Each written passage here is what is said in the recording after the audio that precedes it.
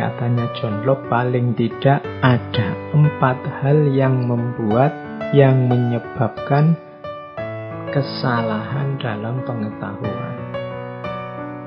Yang pertama, karena malas atau kurangnya kemampuan.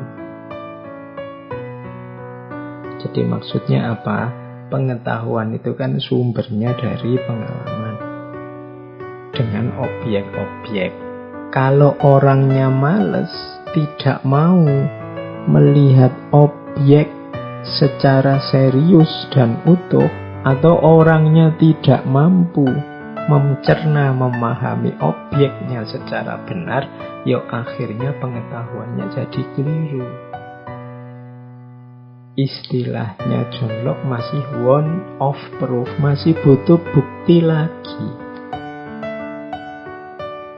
Ada hitam-hitam di tengah jalan.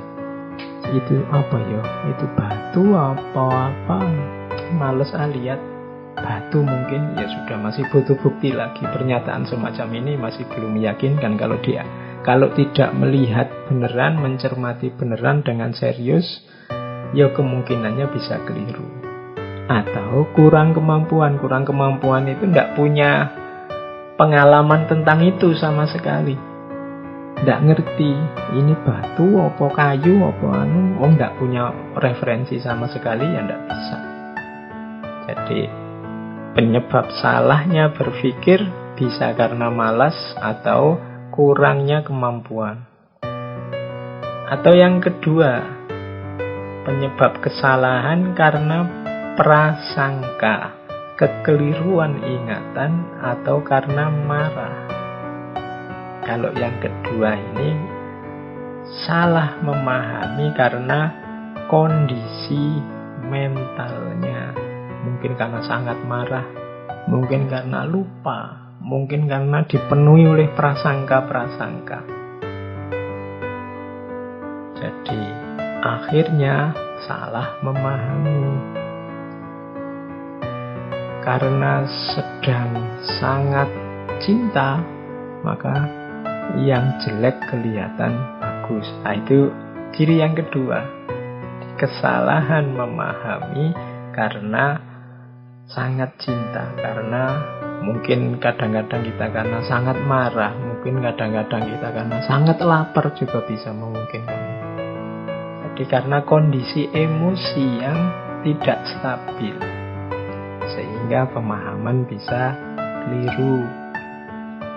Yang ketiga, kesalahan juga bisa karena salah tanggap terhadap apa yang kita paham. Salah tanggap itu keliru ide yang kita pakai. Bayangan kita misalnya ya. Bayanganmu misalnya, wah ini batu ini mestinya beratnya luar biasa ini untuk digeser dari tengah jalan ini.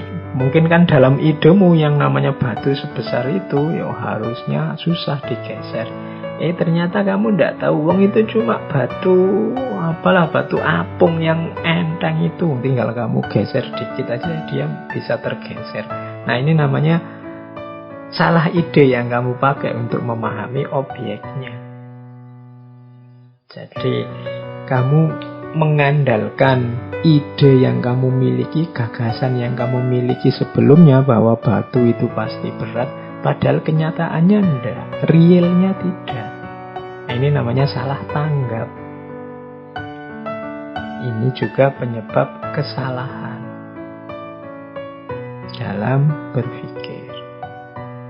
Yang keempat, kesalahan juga bisa terjadi karena kita mengabaikan atau tidak peduli terhadap kualitas-kualitas.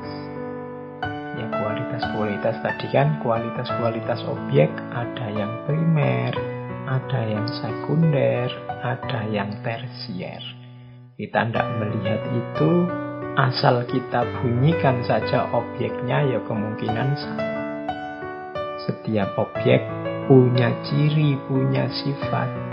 Kalau kita mengabaikan sifat-sifatnya, ya berarti kita keliru memahami objek itu. Ini simpel, lebih mudah dipahami. Jadi kesalahan dalam memahami objek, mengalami objek itu ada 4. Yang pertama bisa karena malas atau memang kurangnya kemampuan. Yang kedua karena kondisi emosi yang tidak stabil, prasangka, kemarahan, dan lain sejenisnya. Yang ketiga karena salah tanggap, ide yang kita pakai keliru. Dan yang keempat karena kita tidak peduli dengan kualitas-kualitas yang kita pahami, sifat-sifat objek yang kita pahami.